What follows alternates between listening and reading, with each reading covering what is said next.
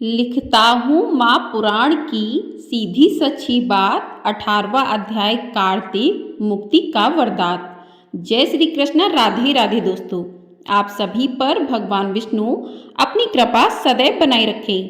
आज की वीडियो में हम सुनेंगे कार्तिक मास महात्म्य का अध्याय 18 और साथ ही श्री कृष्ण की बहुत ही अद्भुत कहानी। तो चलिए आज की कहानी शुरू करते हैं। एक लड़की थी जो कृष्ण जी की अनन्य भक्त थी। बचपन से ही कृष्ण भगवान का भजन करती थी, भक्ति करती थी। भक्ति करते करते बड़ी हो गई। भगवान की कृपा से उसका विवाह भी श्री धाम वृंदावन में किसी अच्छे घर में हो गया। विवाह होकर पहली बार वृंदावन गई, पर नई दुल्हन होने से कहीं जा न सकी और मायके चली गई। और वह दिन भी आया जब उसका पति उसे लेने उसके मायके आया। अपने पति के साथ फिर वृंदावन पहुंच गई। पहुंचते पहुंचते उसे शाम हो गई।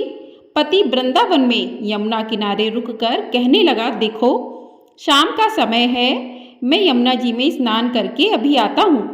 तुम इस पेड़ के नीचे बैठ जाओ और सामान की देखरेख करना।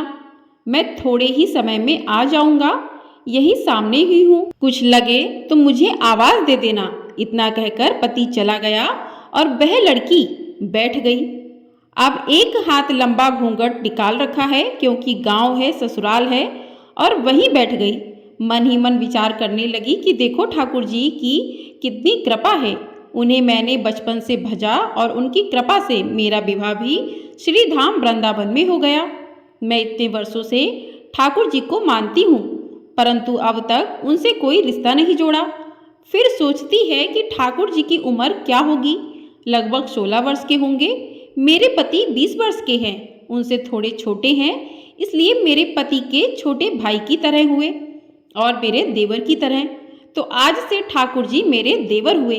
अब तो ठाकुर जी से नया संबंध जोड़कर बड़ी प्रसन्न हुई और मन ही मन ठाकुर जी से कहने लगी, देखो ठाकुर जी, आज से मैं तुम्हारी भाभी और तुम मेरे देवर हो गए। अब वो समय आएगा जब तुम मुझे भाभी भाभी कहकर पुकारोगे। इतना सोच ही रही थी, तभी एक 10 से 15 वर्ष का बालक आया और उस लड़की से बोला, भाभी भाभी। लड़की अचानक अपने भाव से बाहर आई और सोचने लगी, वृंदावन में तो मैं नई आई हूँ, ये भाभी कहकर कौन बुला रहा है। नई थी इसलिए घूंघट उठाकर नहीं देखा कि गांव के किसी बड़े बूढ़े ने देख लिया तो बड़ी बदनामी होगी। अब वह बालक बार बार कहता, पर वह उत्तर ना देती। बालक पास आया और बोला, भाभी तनिक अपना चेहरा तो दिखाई दे। अब वह सोचने लगी, अरे ये बालक तो बड़ी जिद कर रहा है, इसलिए कस के घूंघट पकड़कर बैठ गई कि कहीं घूंघट उठाकर देख ना ले। लेकिन उस बालक ने जबरदस्ती घूंघट उठाकर चेहरा देखा और भाग गया। थोड़ी देर में उसका पति आ गया। उसने सारी बात अपने पति से कही तो उसके पति ने कहा, तुमने मुझे आवाज़ क्यों दी थी। लड़की बोली, वह तो इतने में भाग ही गया था। पति बोला, चिंता मत करो, वृंदावन बहुत बड़ा थोड़ी नहीं है। कभी किसी गली में खेलता मिल गया तो हड्डी पसली एक कर दूंगा, फिर कभी ऐसा नहीं कर सकेगा। तुम्हें जहाँ भी दिखे मुझे जरूर बताना। फिर दोनों घर गए। कुछ दिन बाद उसकी सास ने अपने बेटे से कहा, बेटा देख तेरा विवाह हो गया, बहू मायके से भी आ गई, पर तुम दोनों अभी तक बांके बिहारी जी के दर्शन के लिए नहीं गए। कल जाकर बहू को दर्शन कराकर लाना। अब अगले दिन दोनों पति पत्नी ठाकुर जी के दर्शन के लिए मंदिर जाते हैं। मंदिर में बहुत भीड़ थी। लड़का कहने लगा, देखो तुम स्त्रियों के साथ आगे जाकर दर्शन करो, मैं भी आता हूँ।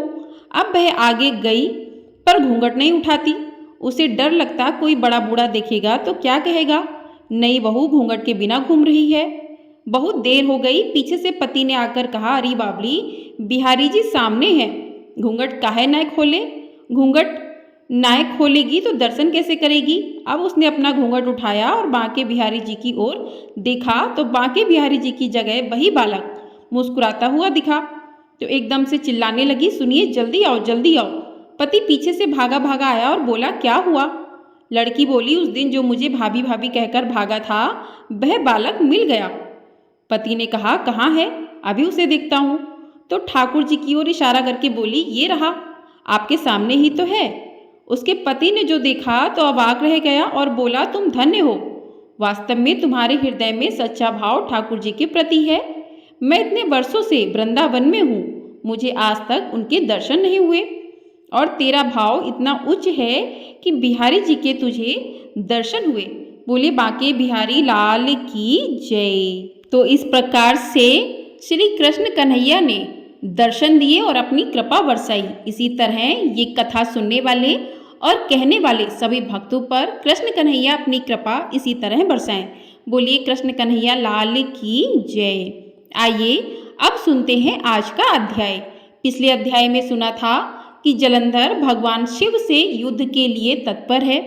कुछ गढ़ मर गए हैं, कुछ मारे गए हैं युद्ध में। युद्ध अभी चल ही रहा था। अब रौद्र रूप महाप्रभु शंकर नंदी पर चढ़कर युद्ध भूमि में आए। उनको आया देखकर उनके पराजित गढ़ फिर लौट आए और सिंहनाद करते हुए आयुधों से दैत्यों पर प्रहार करने लगे। भीषण रूपधारी रुद्र को देख दैत्य भागने लगे। तब जलंधर हजारों बाण छोड़ता हुआ शंकर की ओर दौड़ा। उसके शुंभ निशुंभ आदि वीर भी शंकर जी की ओर दौड़े। इतने में ही शंकर जी ने जलंधर के सब बाण जालों को काट अपने अन्य बाणों की आंधी से दैत्यों को अपने फरसे से मार डाला। खड्गोरमा नामक दैत्य को अपने फरसे से मार डाला और बलाहक का भी सिर काट दिया। धसमर भी मारा गया और शिवगढ़ चिशी ने प्रचंड नामक दैत्य का सिर काट डाला। किसी को शिव जी के बैल ने मारा और कई उनके बाणों द्वारा मारे गए। यह देख जलंधर अपने शुंभादिक दैत्यों को धिक्कारने और भयभीतों को धैर्य देने लगा, परंतु किसी प्रकार भी उसके भयग्रस्त दैत्य युद्ध को न आते थे। जब दैत्य सेना पलायन आरंभ कर दिया तब महाक्रुद्ध जलंधर ने शिव जी को ललकारा और 70 बाण मारकर शिव जी को दग्ध कर दिया। शिव जी उसके बाणों को काटते रहे, यहाँ तक कि उन्होंने जलंधर की ध्वजा, छत्र और धनुष को काट दिया। फिर 7 बाण से उसके शरीर में भी तीव्र आघात पहुंचाया। धनुष के कट जाने से जलंधर ने गदा उठाई। शिव जी ने उसकी गदा के टुकड़े कर दिए। तब उसने समझा कि शंकर मुझसे अधिक बलवान है। अतः उसने गंधर्व माया उत्पन्न कर दी। अनेक गंधर्व अप्सराओं के गढ़ पैदा हो गए। बीड़ा और मृदंग आदि बाजों के साथ नृत्य व गान होने लगा। इससे अपने गढ़ों सहित रुद्र भी मोहित हो एकाग्र हो गए। उन्होंने युद्ध बंद कर दिया। फिर तो काम मोहित जलंधर बड़ी शीघ्रता से शंकर का रूप धारण कर वृषभ पर बैठकर पार्वती के पास पहुंचा। उधर जब पार्वती ने अपने पति को आते देखा तो अपनी सखियों का साथ छोड़ दिया और आगे आई। उन्हें देख कामातुर जलंधर का वीरपात हो गया और उसके पवन से वह जड़ भी हो गया। गौरी ने उसे दानव समझा। वह अंतर्ध्यान हो उत्तर की मानस पर चली गई। जब पार्वती ने विष्णु जी को बुलाकर दैत्य धन का वह कृत्य कहा और यह प्रश्न किया, क्या आप इससे अवगत हैं? तो भगवान विष्णु ने उत्तर दिया, आपकी कृपा से मुझे सब ज्ञात है। हे माता, आप जो भी आज्ञा करेंगी मैं उसका पालन करूंगा। जगत माता ने विष्णु जी से कहा कि उस दैत्य ने जो मार्ग खोला है उसका अनुसरण उचित है। मैं तुम्हें आज्ञा देती हूँ कि उसकी पत्नी का पतिव्रत भ्रष्ट करो, वह दैत्य तभी मरेगा। पार्वती जी की आज्ञा पाते ही विष्णु जी उसको शिरोधार्य कर छल करने के लिए जलंधर के नगर की ओर आए। इसी के साथ आज का अध्याय समाप्त होता है। बोलिए विष्णु भगवान की जय। आइए अब करते हैं तुलसी माता की आरती। जय जय तुलसी माता, सब जग की सुखदाता वरदाता। जय जय तुलसी माता, सब योगों के ऊपर सब रोगों के ऊपर रुज से रक्षा करके भवत्राता। जय जय तुलसी माता, बटुपुत्री हे श्यामा, शुरवल्ली हे ग्राम्या। विष्णु प्रिय जो तुमको सेवे सो नर तर जाता।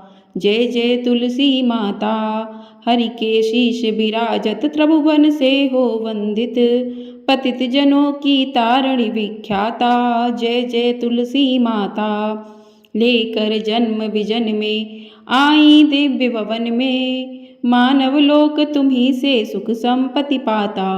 जय जय तुलसी माता, हरि को तुम अति प्यारी, श्याम वर्ण तुम्हारी। प्रेम अजब है उनका तुमसे कैसा नाता। जय जय तुलसी माता, सब जग की सुखदाता वरदाता। जय जय तुलसी माता। बोलिए तुलसी मैया की जय, बोले भगवान विष्णु की जय। तो इसी के साथ आज के अध्याय पूर्ण हुआ। अगली वीडियो में सुनेंगे आगे का अध्याय। तो आपको ये वीडियो पसंद आई है तो वीडियो को लाइक ज़रूर कर दीजिएगा और चैनल को सब्सक्राइब नहीं किया है तो चैनल को सब्सक्राइब कर लें।